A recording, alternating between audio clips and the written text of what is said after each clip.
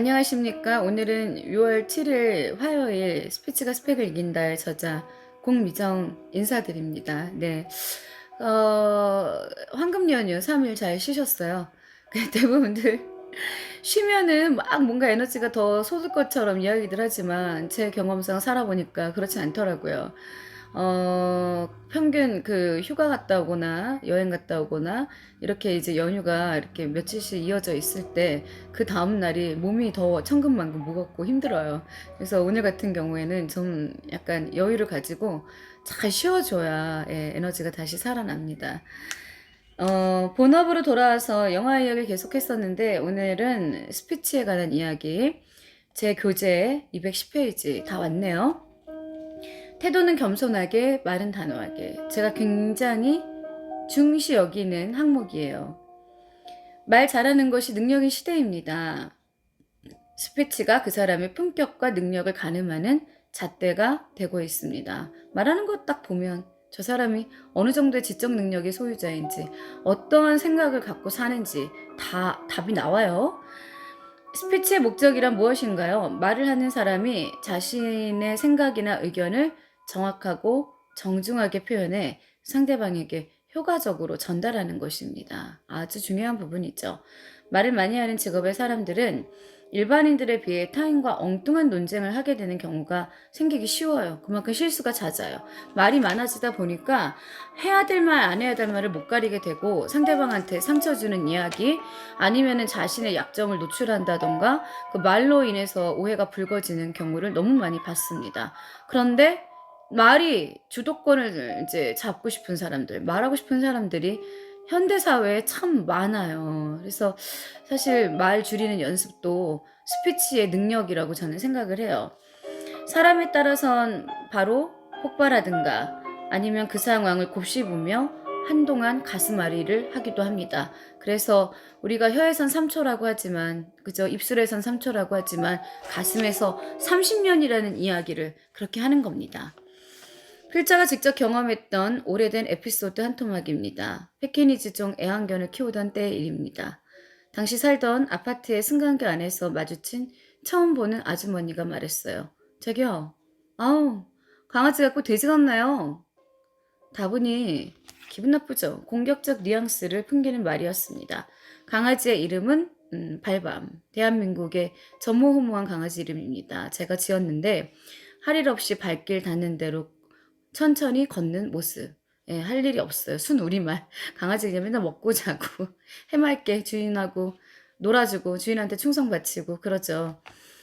운동량에 비해서 먹는 걸 훨씬 더 밝히던 탓에 살이 좀 쪘었어요. 시축과여가지고 이렇게 먹는 것만 봐도 막 이렇게 불쌍한 척 해갖고 막 이렇게 침을 흘려서 제가 원래 사람 먹는 거 주면 절대 안 되는데 주변 사람들이 주인이 못 주게 하는데도 불구하고 계속 그렇게 사람들이 줘가지고요. 좀 건강이 좀 많이 나빠졌었어요. 네, 돼지 맞아요. 얘가 괴로워 보이시나요? 제가 그랬죠. 필자의 반격에 얼굴이 벌개진 아주머니가 도망치듯 허겁지겁 사라졌습니다. 저는 이 강아지하고의 에피소드가 되게 많은데 예전에도 제가 엘리베이터 탔는데 어떤 신사분이 아우 그놈 참 더럽게 못생겼다 이렇게 얘기해서 제가 앵무새화법으로 네, 선생님. 되게 못생겼죠? 그런데 선생님도 만만치 않으세요? 해가지고 주변 사람들이 박장대소하고 그분은 창피함을 스스로 얼른 막 뒤도 안 돌아보고 뛰어가던 그런 기억이 아련히 나네요. 말투는 지극히 겸손하면서도 그 내용은 단호한 것이 주요한 결과였던 셈입니다. 그 이야기는 이 자리에서 안 해주셨으면 합니다. 그건 이 상황에서는 필요 없는 말인 것 같은데요. 대신 그 필요 없는 말이잖아요. 이렇게 얘기하면 싸워요. 웃으면서 힛 하고 네 선생님 그 이야기는 여기서 좀 과한 것 같은데요. 조심해 주시겠어요? 누그러뜨리고 그쵸? 어 만약 그 상황에서 화를 내면서 아니 남의 개를 보고 돼지라니요 이런 언성을 높였다면 어찌 됐을까요? 오히려 제가 졌죠. 볼상사나운 언쟁이 됐을 터이고 언짢은 기분으로 하루를 망쳤을 것입니다. 네. 이와 유사한 경우와 부딪힐 때가 있기 마련인데 자칫 어긋나면 하찮은 감정 싸움이 엉뚱하게 번질 우려도 있습니다. 바로 말의 위력인 동시에 위험 요소입니다. 스피치를 잘하기 위해서는 이야기의 소재가 분명하고 확실해야 합니다. 더불어 자신의 이야기를 증명할 수 있는 데이터가 풍부하고 정확해야만 해요. 효과적인 결과를 원한다면 말을 전달할 때 어떤 분위기나 상황 속에서도 적절하게 대처할 수 있는 자신감과 진정성 여부가 중요합니다. 그래서 대화법의 기능은 말하는 사람의 생각과 전하려는 내용에 따라서 구별이 됩니다. 설명 기법은 그냥 설명하는 거예요. 말 그대로 어렵게 생각하지 마시고 듣는 사람이 잘 모르는 이야기나 새로운 팩트, 사실을 알게 해주기 위한 거, 설명, explain. 설득 기법은 상대방을 설득하여 어떤 상황이나 사실을 믿도록 하는 건데 영업하시는 분들이 가장 잘해야 되는 거죠. 제일 힘든 부분입니다. 설득을 해야 되니까요. 설득을 잘 안 당해요, 요즘 사람들은. 자신의 아집이나 그런 게 굉장히 강하기 때문에 남의 이야기를 들으려고 하지가 않고 매체가 많이 발달되어 있기 때문에 책이든 여기저기서 정보를 얻기 때문에 상대방이 이야기를 했을 때 의심부터 하고 그 사람의 내용에 아 맞아요 이렇게 말하는 사람 별로 없습니다. 그런데요 제가 궁금해서 그러는데요 이게 주로 이제 요즘 사람들의 그 대화법이더라고요. 설득 굉장히 중요해요. 환담 기법은 단지 대화하는 상대와 친분 관계만을 유지하려는 의도에서 비롯됩니다. 그래서 그냥 농담하는 거 유머스럽게 그냥 그 아무짝에도 쓸모없는 그런 이야기의 나열들 그거를 우리가 환담 기법이라고 하죠. 네. 아 요즘에 코로나가 이제 좀 약간 잠잠해지니까 그 강사 이제 에이전시 이런 데서 이제 문자로 요즘은 주거든요. 그러면 이제 제가 제안서를 써서 이제 그쪽에서 이제 강의 요청이 들어오면 해주고 되게 좋은 세상에 살고 있죠. 네, 강연이 되게 많아요 요즘에. 자, 여러분 있죠. 설득을 잘하려면 어렵게 생각하지 마세요. 그냥 좋은 마음으로 하시면 돼요.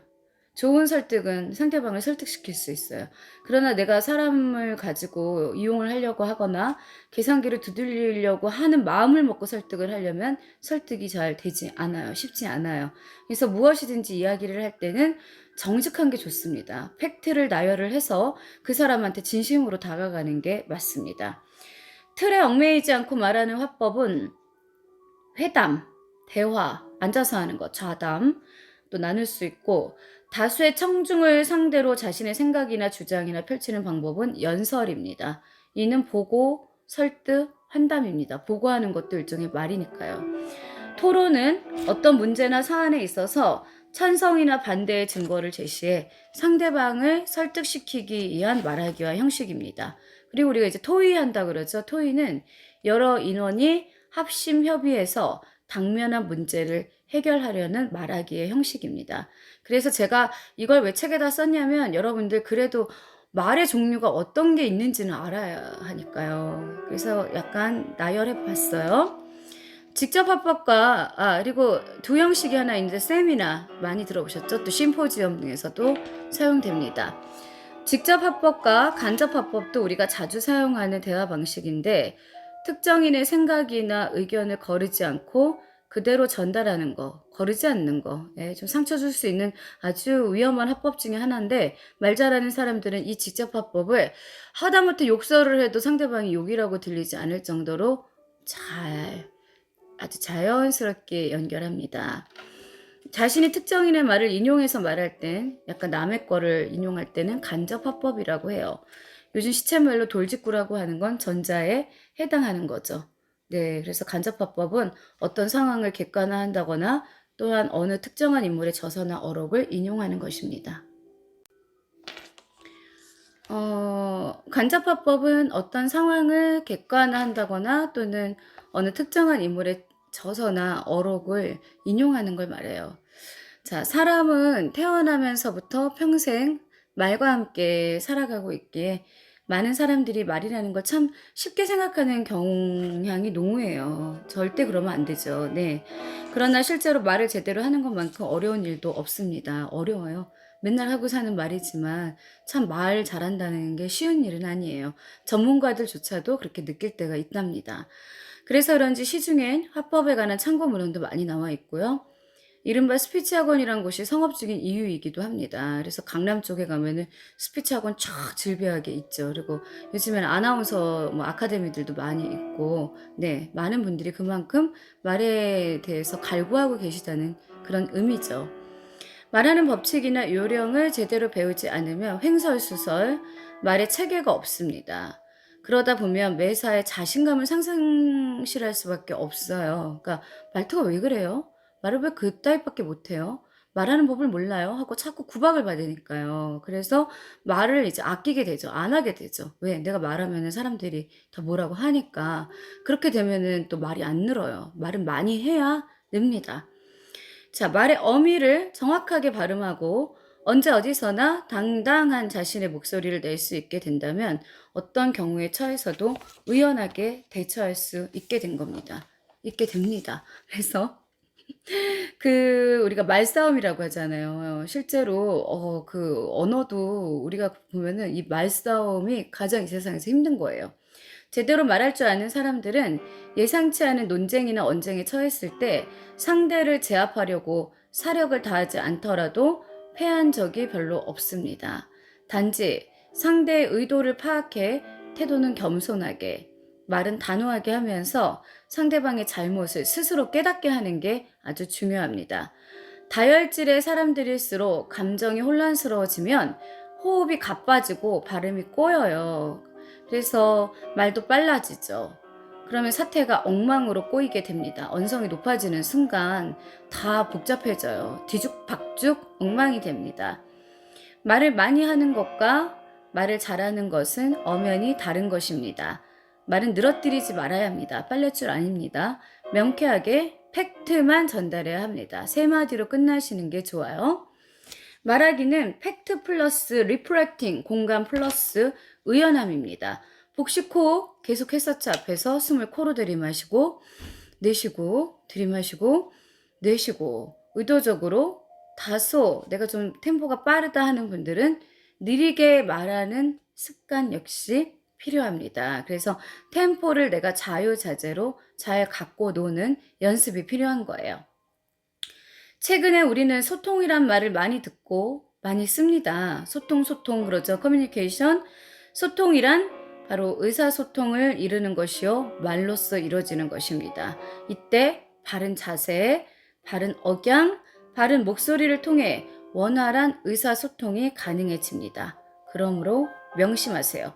태도는 겸손하게, 말은 단호하게. 그러면 어디 가서든 약간 안 좋은 상황이나 경우가 없는 사람들도 내가 말로써 제압할 수 있는 위력, 힘이 생깁니다. 네.